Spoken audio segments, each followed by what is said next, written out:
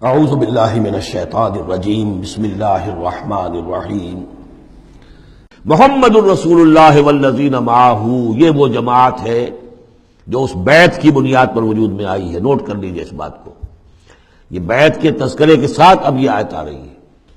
محمد الرسول اللہ صلی اللہ علیہ وسلم ایک بیعت تو وہ لیتے تھے کہ جو کوئی ایمان لاتا تھا ایمان کی بیعت، لیکن جو آپ نے اہل مکہ سے کبھی نہیں لی، بلکہ وہاں تو جس نے بھی کہہ دیا اشہد ان لا الہ الا اللہ واشہد ان محمد رسول اللہ، کوئی فارمل ڈیکلیریشن، کوئی اور اس کے لیے کوئی سمبولک کوئی اقدام نہیں تھا، الا یہ کہ کوئی باہر سے آتا تھا تو بیعت ہوتی تھی۔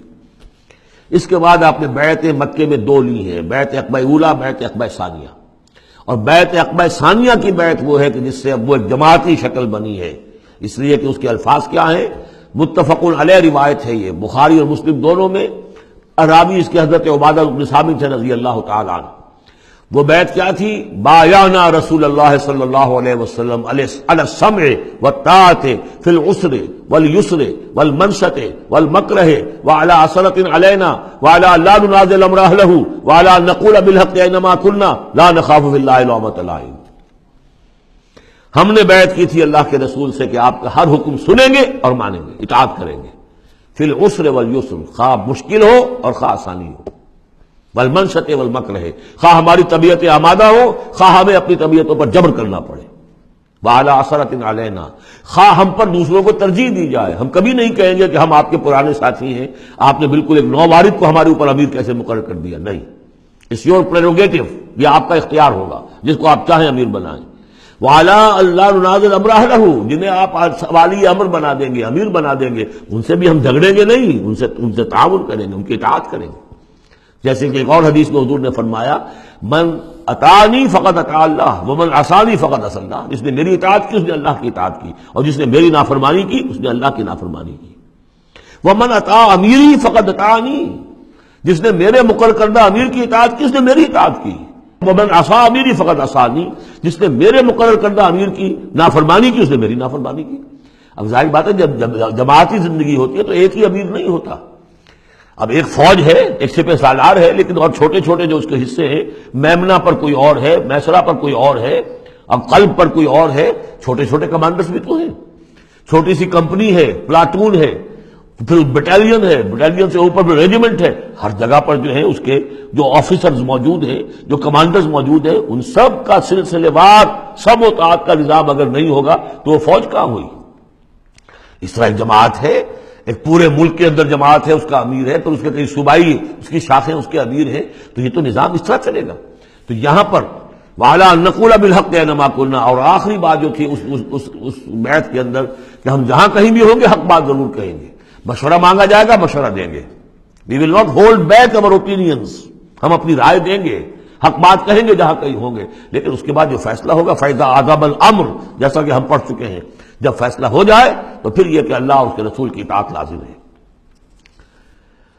تو فرمایا یہ محمد رسول اللہ والذین معہ کی جو جماعت بنی ہے اس شکل میں، اس قتال کے مرحلے کے شروع ہونے سے پہلے، منہج انقلاب نبوی میں اقدام کا مرحلہ جب آیا ہے، پیسو ریزسٹنس جب ایکٹیو ریزسٹنس میں چینج ہو رہی ہے، تو اب وہ ایک نظم جماعت کی شکل ہے، اور وہ بیعت عقبہ ثانیہ کی بنیاد پر وجود میں آیا۔ محمد رسول اللہ والذین معہ اشداء علی الکفار رحماء بینہم، اللہ کے رسول، یہ اس میں دو طرح ترجمے اس کے کیے جاتے ہیں، محمد اللہ کے رسول ہیں، یہ ایک جملہ پورا ہو گیا، والذین معہ اشداء علی الکفار رحماء بینہم، اور جو ان کے ساتھ ہیں وہ کافروں پر بہت بھاری ہے اور آپس میں بہت رحم دل ہے۔ اور ایک ترجمہ یہ بھی ہے کہ محمد رسول اللہ والذین معہ، یہ سب مل کر مبتدا بنی، اللہ کے رسول محمد اور جو ان کے ساتھ ہیں ان سب کی شان یہ ہے کہ اشداء علی الکفار رحماء بینہم، وہ کفار کے حق میں بڑے سخت ہیں لیکن آپس میں بہت رحم دل ہے، رحیم ہے، شفیق ہے۔ یہ ہم پڑھ چکے ہیں سورہ مائدہ میں بھی، اذلۃ علی المؤمنین اعزۃ علی الکافرین، اہل ایمان کے حق میں وہ بہت ہی نرم خو ہو، حلقہ یاراں تو بریشم کی طرح نرم، رزم حق و باطل ہو تو فولاد ہے مومن۔ یہ شان جو ہے بندہ مومن کی قرآن مجید میں دو جگہ آئی ہے۔ تراہم رکعا سجدا یبتغون فضلا من اللہ ورضوانا، تم دیکھو گے ان کو کبھی سجدے میں گرے ہوئے ہوں گے اور کبھی رکوع کر رہے ہوں گے، وہ اپنے رب کے فضل کے متلاشی رہتے ہیں ہر دم ہر آن، اور اللہ کی رضا چاہتے ہیں. سیماہم فی وجوہہم من اثر السجود، اور ان کی جو نشانی ہے وہ ان کے چہروں میں جو اثرات پیدا ہوتے ہیں سجدے سے. سجدے سے عام طور پر تو خیال یہ ہوتا ہے کہ یہی جو گھٹا پڑ جاتا ہے یہی سجدے کا نشان ہے، لیکن اس کے علاوہ بھی نمازیوں کے چہرے میں ان کی نماز کی ایک کیفیت ہوتی ہے، نورانیت ہوتی ہے کہ جو ان کے چہروں کے اندر موجود ہوتی ہے. ذالک مثلہم فی التوراۃ، یہ ہے ان کی مثال اور تمثیل جو تورات میں آئی تھی. ومثلہم فی الانجیل، اور انجیل میں جو ان کی مثال دی گئی تھی وہ یہ ہے کزرع اخرج شطأہ، جیسے ایک کھیتی وہ اپنا پٹھا نکالتی ہے، فآزرہ، پھر اسے گاڑھا کرتی ہے، فاستغلظ، اور فاستوى، اس کو مضبوط کرتی ہے اور پھر اسے گاڑھا کرتی ہے، فاستوى علی سوقہ، پھر اپنی نال پر کھڑی ہو جاتی ہے. چھوٹی سی کوئی کوپل پھوٹتی ہے، پھر وہ بڑھتی ہے، نرم سی ہے، پھر ذرا اس کا جو تنا بنتا ہے اس کے اوپر پھر کھڑی ہو جاتی ہے سیدھی. یہ جس طریقے سے درجہ بدرجہ یہ جو زراعت ہو رہی ہے، یہ کھیتی ہو رہی ہے، اس کا نتیجہ کیا نکلتا ہے؟ یعجب الزراع، جو زراعت کرنے والا ہے، جو کاشتکار ہے، اسے بڑی بھلی لگتی ہے. آیا آج دیکھا اپنی کھیتی کو اپج آئی ہے، نکل آئی ہے، اس کے بعد یہ کیا بڑھ رہی ہے، پک رہی ہے، اب کھیتی لہرا رہی ہے، اس کے اوپر سٹے آ گئے ہیں. یعجب الزراع لیغیظ بہم الکفار، تاکہ اس سے دل جلے کافروں کا. اب یہاں اس سے واضح ہو گیا یہاں زراع کون ہے. یہ کھیتی صحابہ کرام کی کھیتی ہے جو پھل رہی ہے، پھول رہی ہے، اور اس کا کاشتکار کون ہے؟ محمد الرسول اللہ صلی اللہ علیہ وسلم. تب حضور کے ساتھ آپ کو معلوم ہے کہ جب انتقال ہوا ہے ابو طالب کا تو وہ مشکل 125 آدمی تھے، 150 آدمی تھے. آپ کی ایسی پوزیشن بھی نہیں تھی کہ اپنے بل پر مکے میں رہ سکتے، اسی لیے طائف گئے تھے. کوئی آلٹرنیٹ بیس مل جائے، میں وہاں منتقل کر دوں اپنی اس دعوت کا اور اپنی اس تحریک کا مرکز. لیکن یہ کہ وہاں سے خالی ہاتھ آنا پڑا تھا. ایک وہ دور تھا کہ جس میں پھر ایک مشرک کی امان لے کر مکے میں داخل ہو سکے، مطعم بن عدی کی. آج ایک دور یہ ہے کہ 1400 یا 1800 آدمی جو ہیں وہ بیعت موت کی ہے انہوں نے، اور ان کو اس پر جو ہے ملال ہے کہ دم کر صلح کیوں کی ہے. ان کی جو حمیت ایمانی ہے اور غیرت ایمانی ہے وہ ملال اس پر ہے. وہ جان بچنے کی کوئی خوشی نہیں ہے انہیں. وہ تو کہے کہ ہم نے دم کر کیوں صلح کریں، ہم اپنی جانیں دینے کے لیے تیار ہیں. کھیتی جو ہے اپج رہی ہے.